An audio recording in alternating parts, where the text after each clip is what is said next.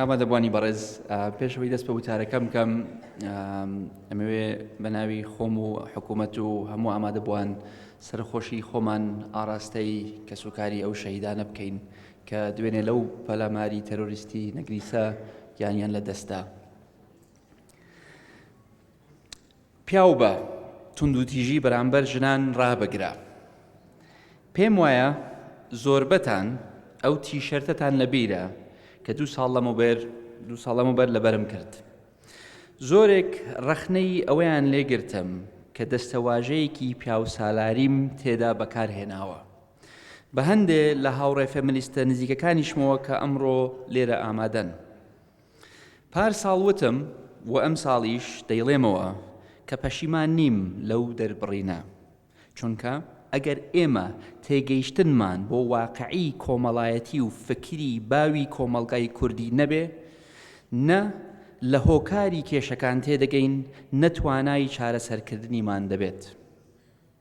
بەهەرحاڵ سەر لە نوێ بەکارهێنانەوەی ئەم دەستەواژەیەم لەم ڕۆدا تەنها بۆ ئەوە نییە بڵێم کە سوورم لەسەری و پەشیمان نیم، بەڵکو لەبەرەوە بوو کە لە ماوەی چەند ڕۆژی ڕابردوودا لەلایەن هەندێک لە کەسانی ئاسایی و تەنانەت کەسانی نوخبەشەوە سەر لە نوێ بڵاو کراوەتەوە و لەگەڵ وێنەیەکی مندا وێنەی ئەو کچە خوێنکارە ئازایانەی زانکۆی سلەیمانی و زانکۆکانی تر بڵاو کردووەتەوە کە بە گازی فەرمێسک ڕێژ یان بە هەر هۆکارێکی تر بریندار ببوون.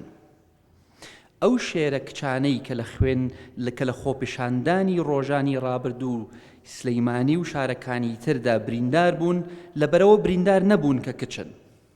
ئەم بابەتە پەیوەندی بە توندوتیژی دژی ژنانەوە نییە، بەڵکو لەبەرەوە بریندار بوون کە خۆپیشاندەر بوون و هێزە ئەمنیەکان ڕوبەڕوویان ببوونەوە.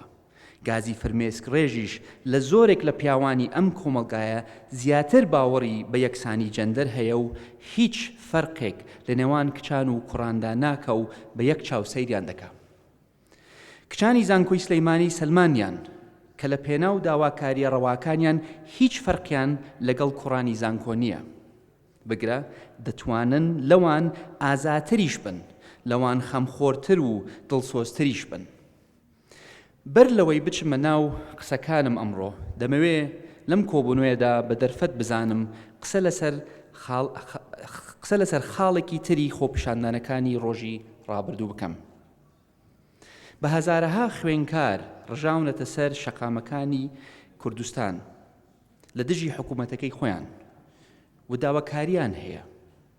لە بری ئەوەی ئێمەی حکوومەت لێیان نزیک بینەوە و لێیان تێبگەین و هەوڵی هێورکردنەوەیان بدەین، دەچین ڤیدیۆیەکی کۆن دەهێنین و خوێنکاران تۆمەتبار دەکەین بە سوکایەتیکردن بە ئاڵای پیرۆزی کوردستان، بەبێ ئەوەی خۆمان ماندوو بکەین و بە دوای ڕاستی ئەو ڤیدیۆیە بگەڕین، هەندەی تر خوێنکاران لە خۆمان تووڕەتر دەکەین. ئەم هەڵەیە نەک تەنها بەسەر حکوومەت تەنانەت بە منیشەوە، بەڵکو بەسەر پەرلەمانیشا تێپەڕی.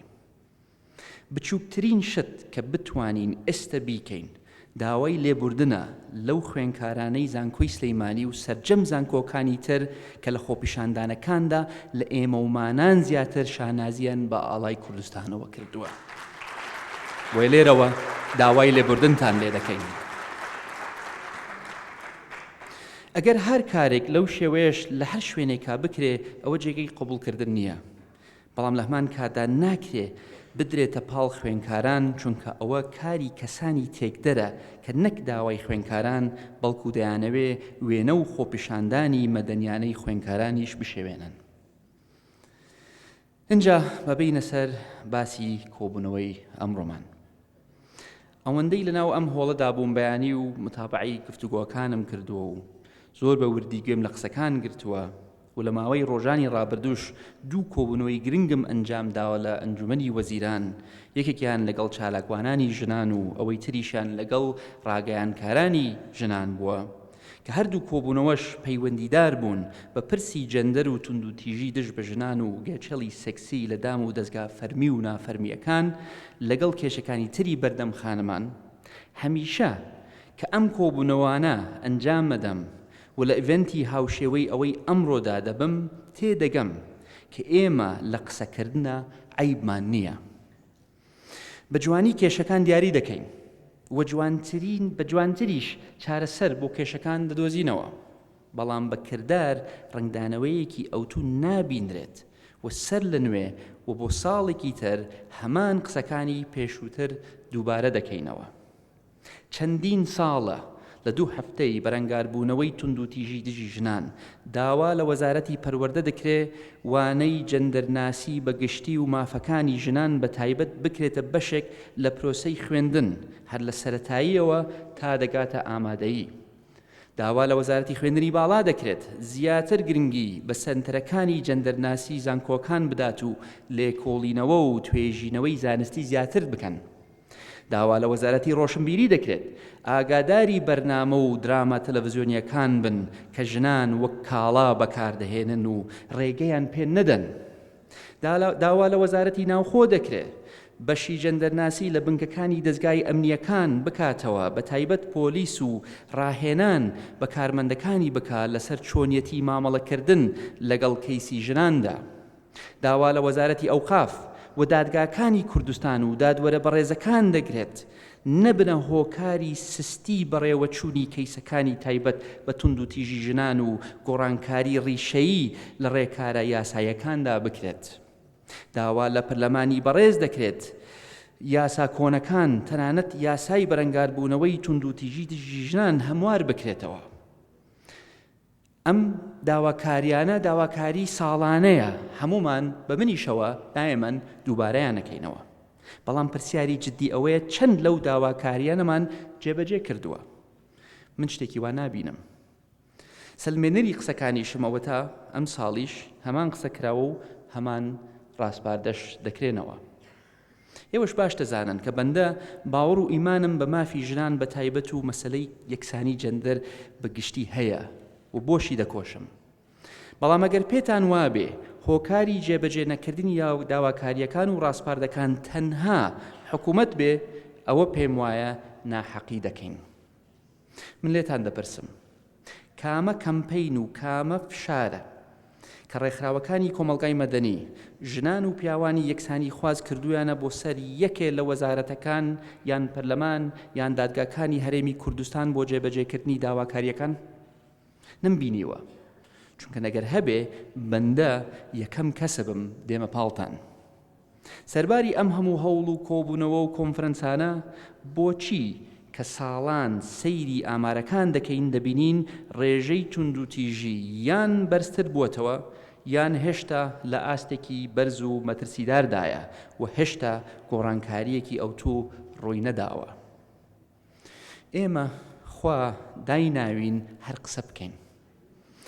لە یاد و بۆنەکاندا زۆر ئازاین و ئەو پرسانەمان دەکەوێتەوە بیر و دوای بەجێهێشتنی هۆڵی کۆبوونەوەکان هەموو شتێکمان لەبیرەچێتەوە.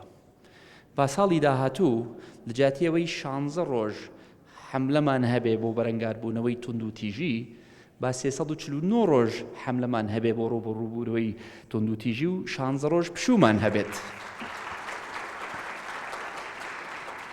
مەڕێزان، باسی قانون کراوە و دەکرێ، باسی بڕیار کراوە دەکرێ، باسی موسسات کراوە، بەڵام ئەوەی کە ئەبێ بیگۆڕین عەقلیەتە، ئەبێ عەقلیەتەکەی خۆمان بگۆڕین.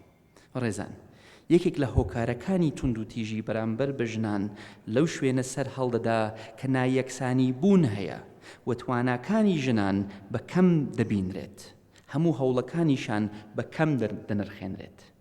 عەقلیەتی ژنبێزی میسۆجنی عەقلیەتێکی تاریک و ترسناکە، کار لەسەر بێکەڵکردنی بەشێکی گەورەی کۆمەڵگامان دەکا کە ژنانن. ئاشکراییشە بۆ هەمومان کە هیچ مەلێک ناتوانێ بە تاکە باڵێکەوە بە ئاسمانی بەریندا بە باشی بفڕێت. بە بڕوای من ئیتر دەبێ هەنگاوەکانمان بە ئاراستەی ئەوەدا بڕوا کە چۆن کار لەسەر کرۆک و بنچینەی کێشەکان بکەین، ئەویش لە ڕێگای ئیشکردن بۆ چاکردنی عەقلیەتی ژنبێزی و دژە ژنیەوەیە لە بوارە جیاوازەکانی کۆمەڵگاماندا. ئێمە ئیتر دەبێ بە هەموو لایەکمانەوە، لە حکوومەت، بە ئەنجومەنی باڵای خانمانەوە، لە کۆمەڵگای مەدەنی و ڕێکخراوە ناحکومیەکانەوە، لە دەسەڵاتی یاسادانان پەرلەمان، لە دەسەڵاتی دادوەری، لە هەموو بوارەکانە هەوڵ بدەین لە ڕێگای هەڵمەتی هوشیاری بەردەوام استراتیژی تایبەت بە ڕێگری لە ژنکوژی و عەقڵیەتی دژەژنی لە هەرێمی کوردستان ئەنجام بدەین. چەند ساڵە دادگاکان تونترین سزای ژنکوژان دەدەن، بەڵام هێشتا دەبینین ڕۆژانە هەواڵی کوشتنی ژن یان عەزیەتدانی ژن لە میدیاکانمان بڵاو دەبێتەوە. ئەمە دەبوان تکاتان لێ دەکەم. ئەمە دەبێ وامان لێ بکە بیر بکەینەوە کە هێشتا بۆشاییەک هەیە کە ئێمە دەرکمان پێی نەکردووە. بە تەنها سزادانی ژنکوژان ناتوانین گەرنتی بێت بۆ کەمکردنەوەی توندوتیژی، چونکە لەگەڵ فراوانبوونی شار و گەورەتربوونی کۆمەلگادا بێگومان کێشە و بەریەککەوتنی زیاتر دەبێت ئەگەر پێشوەختە پلان و مێکانیزم نەگرین دەبەر بۆ بەرپێگرتنیان. دەبێ ئێمە سەرەتا دەستکاری بیرکردنەوەی خۆمان بکەین بۆ کێشەکان، ئەو کات دەتوانین چارەیەکی نوێ بدۆزینەوە کە وەڵام دەرەوەی ڕاستخۆی کێشەکان بێت. من لەوە تێدەگەم کە پرسێکی وەک یەکسانی جەندەر و کەمکردنەوەی توندوتیژی دژی ژنان لەو پرسانن کە کاتی زۆری دەوێ و بە ساڵێک و 2 ساڵ ناکرێت گۆڕانکاری گەورەی تیا دروست بکرێت، بەڵام خۆ دەبێ ساڵانە دەرەنجامی هەوڵەکانی خۆمان بزانین کە تا چەند پێش کەوتوین و لە کوێشتا گرفتمان هەیە. بۆ هەموو پرسەکانی دیکەش بە هەمان شێوە دەبێ بەپێی ئەو پێوەرە زانستی و دیاریکراوانەی کە هەن ساڵانە بزانین چەندە گەشەمان کردووە یان بە پێچەوانە چەندە پاشەکشەمان کردووە. ئەگەر بە کورتی بکەمەوە من وا تێدەگەم کە هۆکاری هەموو چەقبەستووی ئێمە لە هەموو بوارە جیاوازەکانی ئەوەیە کە ئێمە کۆمەلگایەکین ڕوانینی زانستیانەمان بۆ پرسەکان لاوازە. وەک چۆن لە بواری ئابووریدا خەڵکانمان هەیە لە ڕووی ئاکادیمیەوە هیچ پەیوەندیەکی بە زانستی ئابووریەوە نییە، کەچی بەردەوام قسە لەسەر چۆنیەتی چارەسەرکردنی کێشەی ئابووری دەکا، لە زۆربەی بوارەکانی دیکەش هەر بە هەمان شێوەین. ئێستش کاتی ئەوەیە ڕوانینی زانستی لە هەموو بوارەکاندا پێش بخەین بۆ ئەوەی ئەمەش پێویستمان بە ئیرادەیەکی سیاسی و کاری دەستە جەمعی هەیە. لە پێش هەمووشانەوە بابەتی یەکسانی جەندەر و نەهێشتنی توندوتیژی خێزانی لە نێو کۆمەلگای کوردیدا. پێویستمان بەوەیە ڕوانینی کۆمەلگا بۆ پرسە هەستیارەکان بگۆڕین کە ڕەگ و ڕیشەی مێژووی و کەلتوری داکوتاوە و کەس نییە کاری جدی بۆ گۆڕینیاندا بکات. لە خۆڕاد نییە کە ئێمە بەردەوام باسی ڕاهێنان و هوشیارکردنەوە دەکەین بە تایبەت بۆ ئەو کەس و لایەنانەی پەیوەندیدارن بە باسەکانمانەوە. یەکێ لە نمونونەکانی کە تا ئێستا لی تێنەگەیشتوم ئەو پرسیارەیە کە کارمەندێکی ئاسایش لە بازگەکاندا لە سەرنشینێکی ئۆتۆمبیلێکا دەکا ئەگەر هات و سەرنشینەکان کوڕ و کچێکی گەنج بوون. ئەو کچە چی تۆیە؟ بۆ لەگەڵتایە؟ زۆر جار ئەم سکاڵایم پێ ئەگات و هەندێک جاریش خۆم پێ ناگیرێ و تەلەفۆنەکەم بۆ ئەو ئاسایشە یان بۆ ئەو بنکەیە و لێ پرسم کە ئەو بۆ ئەو پرسیارەت کردووە، کەی کێشەی تۆیە؟ ئەو کچە چی ئەو کوڕە دەبێ؟ خوشکی بێ، خێزانی بێ، هاوڕێی بێ، دەستگیرانی بێ، چه کاریگەریەکی بەسەر ئاسایشی ئەم ناوچەیەی تۆیەوە هەیە؟ زۆربەی هەرە زۆری وەڵامەکان ئەوەیە وەڵە کاقوبات نازانم بۆ ئەو پرسیارم کردووە. ڕەنگە لای زۆربەتان ئەم نمونەیە جێی بایەغ نەبێ، بەڵام دڵنیابن لای من زۆر مانادارە و دەبێت لە شتە بچووکەکانەوە دەست پێ بکەین تا دەگاتە کوشتنی ژنێک لەسەر شەرەف کە لێرەوە دەبێت دیسان بە دەنگێکی زوڵاڵەوە بڵین کە هیچ شەرەفێک لە ژن کوشتندا نییە.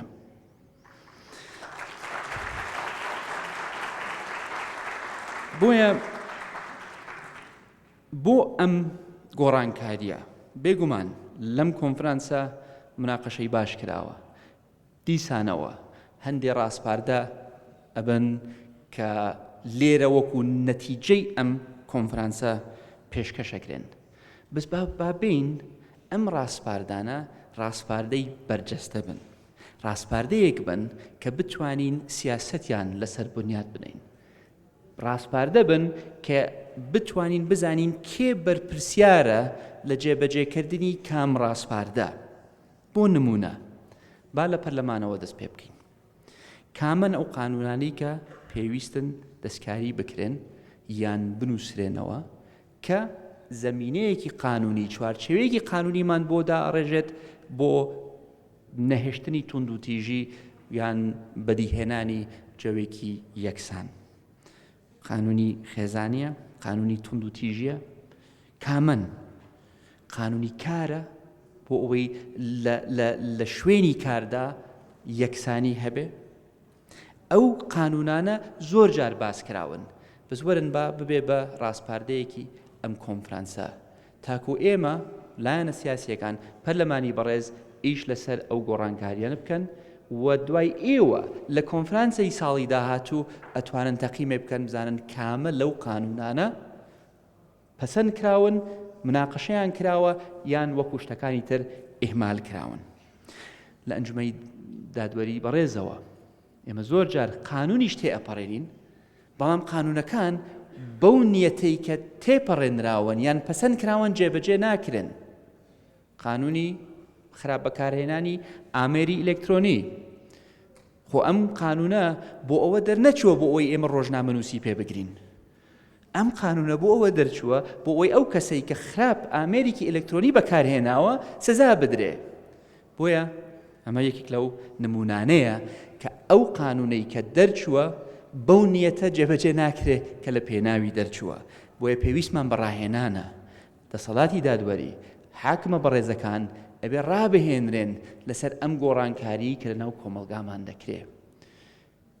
ئەبێ ژنێک کە غەدرێکی لێکراوە ئەبێ ئەو ئەمانەتەی هەبێ، ئەبێ نەترسێ بچێتە مەحکەمە، ئەبێ نەترسێ بچێتە بەردەم حاکمێک کە سەیرێکی بکە بڵێ ئەرێ تۆ بۆ ئەو جلت لەبەرایە.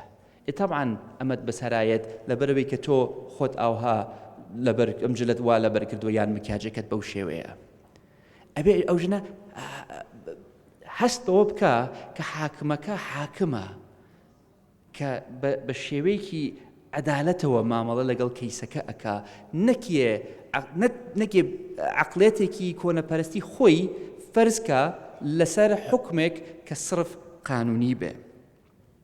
ئێمەی حکوومەت هەندێک نمونەم هێنا، وەزارەتی ڕۆشنبیری ئێمە ئەبێ 3 خاڵ ئەنجام بدەین لە وەزارەتی ڕۆشنبیری، 3 بڕیار دەرچێ بۆ چاودێریکردنی میدیا، نەک بۆ سنووردارکردنی میدیا. من باوەڕم بە ئازادی ڕادەربڕینە هەیە، بەس باوەڕم بەوە نییە کە ئێمە پێویست بکە لە ڕێگای ئیعلامی خۆمان و کەناڵە تەلەڤیزیۆنیەکانمان ژن وەکو کاڵا دەربخەین یان بێڕێزی بەرامبەر بە ژنانی خۆمان بکرێ. ئەو بڕیارانە چین کە ئەبێ وەزارەتی ڕۆشنبیری جێبەجێیان بکەن. ئێوە پسپۆڕی ئەم مەلەفەن، ئێوە پێمان بڵێن ئەو بڕیارانە چین و ئێمە جێبەجێیانەکەین. لە میدیاش کەناڵە میدیا بەڕێزەکانیش لێرن، دەستدرێژیەکی زۆرێکرێت لەسەر کارمەندانی کچان کە لە دەستگا میدیەکانە ئیشەکەن. ئەو بیئەی کە دروست بووە لە ناو بازار، لە کەرتی تایبەت، لە ناو حکوومەت، لە ناو میدیا، لە ناو ڕێکخراوەکان، ئەو بەرپرسی کەناڵەکان داواکارم لێیان پیاچوونەوەیەک بە سیاسەتی کەناڵەکانی خۆیانە بچنەوە تاکو ئەو شوێنەی کە ژنێک لی کارەکە هەست بە ئەمان و ئەمنیەت بکە. بۆیە ئەم ڕاستپاردانە کە داڕێژران، کە تەوزیع کران بەسەر لایەنی پەیوەندیدارەکان، چه پەرلەمان بێ، چه حکوومەت بێ، چه ئەنجومەنی دادوەری بێ، پێویستمان بە ڕەقیبێکە بۆ ئەوەی بزانین ئایا ئەم ڕاستپاردانە، ئەم بڕیارانە، ئەم سیاسەتانە جێبەجێ کراون یان نە. ئەوەش ئێوەن، هەم ئەکادمیا، هەم کۆمەلگای مەدەنی و ڕێکخراوە ناحکومیەکان، هەم دیپلۆماتکاران و کۆمەلگای نێودەوڵەتی، هەمووتان ئەتوانن ڕەقیبێک بن بەسەر ئەم پرۆسەیەدا. ئەمە بە چەم چەپڵەیە بە دەستێک لێ نادرێ، ئەم چەپڵەیە بە 3-4 دەست لێ ئەدرێ و پێم وایە ئەگەر بتوانین سیاسەتێکی هەمەلایەنەمان هەبێ، هەر یەکەمان بەرپرسیارەتی خۆمان هەڵگرین، ئەتوانین هەنگاوی ڕاستەقینە بنین بۆ کەمکردنەوەی تند و تیژی وەجەوێک بڕەخسێنین کە بە فەعلی باوەڕمان بە یەکسانی جەندەر هەبێ. هەر شاد و سەربەرز و سەرکەوتوو بن و بەخێر بێن دووبارە سەرچاو